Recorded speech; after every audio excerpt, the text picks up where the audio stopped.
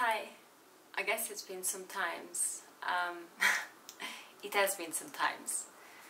I don't know exactly what I'll be talking about, in the sense that I just want to I have a lot of things to say and to share with you, but I'm just gonna go with the flow and see what happens, and hopefully I remember all the things that I wanted to share with you. So first of all, let me start with, it has been some times because last time I was in Vietnam and I was working, and then I decided to go traveling again, and ended up in Cambodia, where I had an amazing time, and in Bangkok, I went to Bangkok, and India, because I had planned to go traveling with my best friend Elisa, and who is actually the person that sort of like helped me really stepping into the life that I've always wanted. So this is just gonna be a little, I'm just gonna say thank you for this, because it's thanks to you as well that Elisa, that I've actually had the courage to step towards the life that I've always wanted. So I went traveling, and I went traveling with her and Marco and her boyfriend, and ended up backpacking for 2 months, and I was actually traveling and volunteering. Now, a lot of you, actually, before I forget, a lot of you have asked me about how I've been volunteering, how did I found it, and what was I doing, and with who, and so on. So when I was traveling around, backpacking around Southeast Asia, I used workaway.info, which is an amazing website that allows you to basically do all sorts of volunteering. So you need to pay a fee per year, which is about $25 per year. I can't remember exactly, maybe it's a bit more now. But basically, once you pay that, you have whole access to all countries and all different type of volunteering opportunities. So I've done most of the time, I was teaching English, and I started teaching English in Vietnam with Chow. And again, I just want to say thank you to all of you, because it's like the whole puzzle, and now it's like all the pieces coming into place, and I can see the full picture, and I can see what this took me to. So I go to the website, I write it down, and you can find anything. Then once you've done that, all you really need to do is just like pack your bag and go.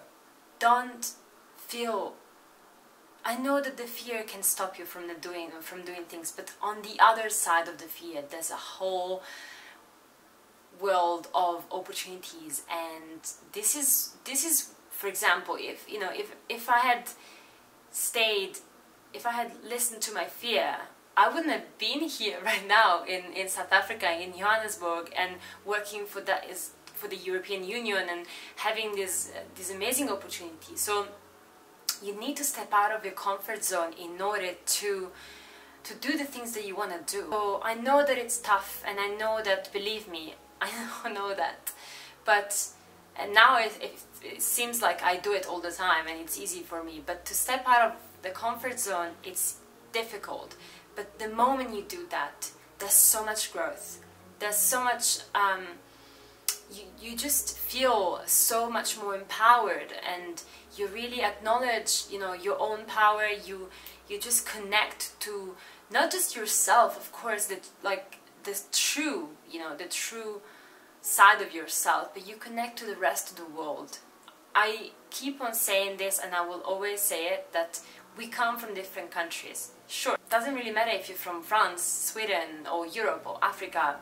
We belong to the same world. That's really what matters. So don't be afraid. Fear is the, is the way to feel things. Like, fear keeps you alive, and it's like it's just, once you conquer your fear, you're free. You're completely free. All I wanted to say is this as well, because a lot of you have messaged me and been telling me, oh my god, I wish I could do that, and you can do it too. I don't have anything more than you. You can do it. You simply need to want it.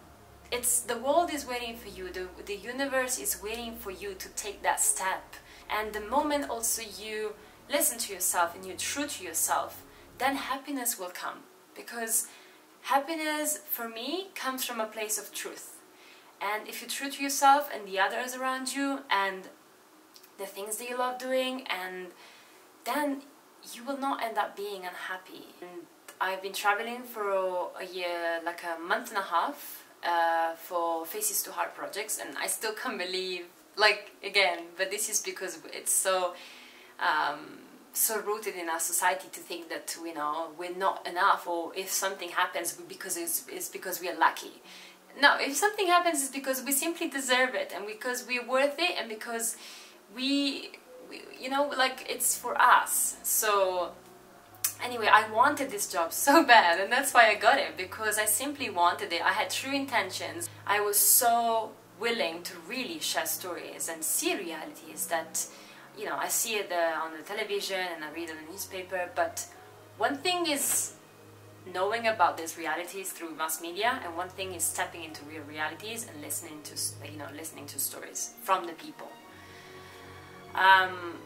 And it's been tough. It's been an amazing journey. It's been tough in the sense that I move every 2 days to a different place, and physically has been really demanding. But the most demanding part has been you know, engaging on a human level, because of the realities that I've been seeing and the things that I've been listening to, and it makes me think, like, what kind of world do we live in sometimes, you know?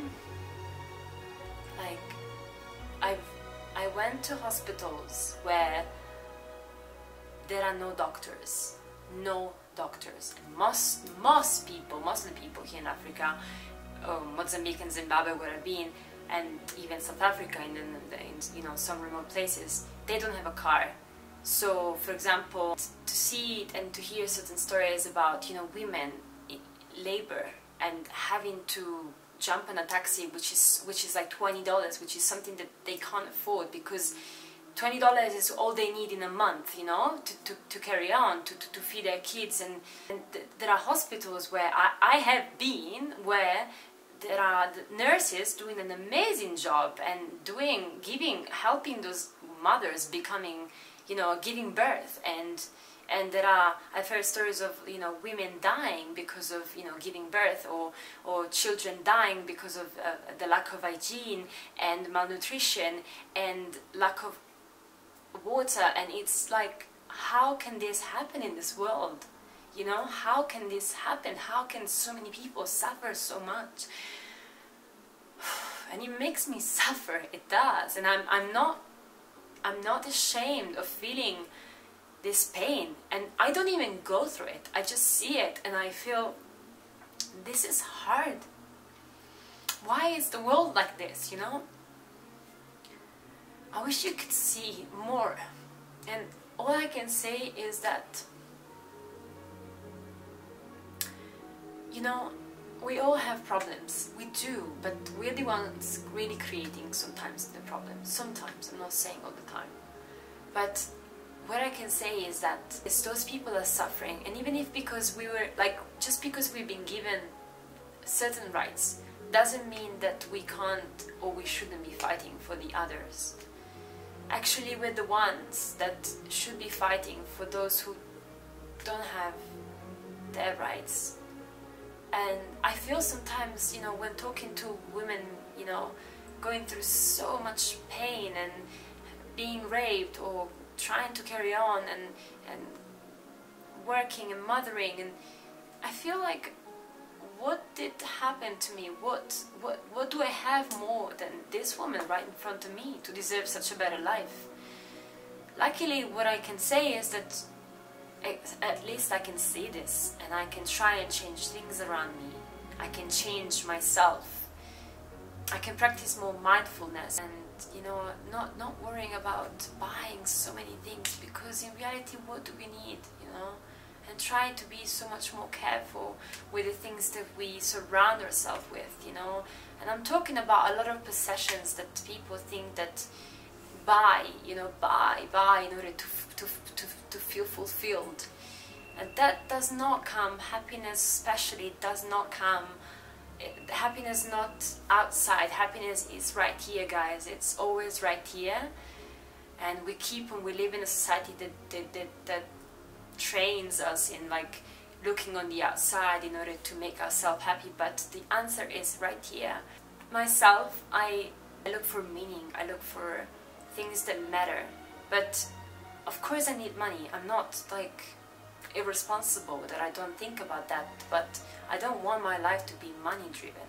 After all, what makes us happy is spending time with the people that we love, laughing with them, or making someone happy and helping, and those are the things that make us human and make us happy. The world needs us to be ready. The world needs us, and there are too many people suffering in this world, believe me, and I don't even know anything about it. I've just seen a side of humanity here that I haven't seen anywhere else in the world, and it's painful and it's heartbreaking, and it wounds you and it heals you at the same time, because you see these people wrapping themselves with so much strength and courage and carrying on, and you think like, wow, you know, I came here with the intention to help, and I ended up understanding that they have so much more to give me, to give me than me to offer, you know, and it's crazy. I'm so grateful for the life that I have, for the people that I love, that love me back, and please remember to be always so grateful for the things that you have. And of course you look at the things that you don't have, but there will always be something missing in your life.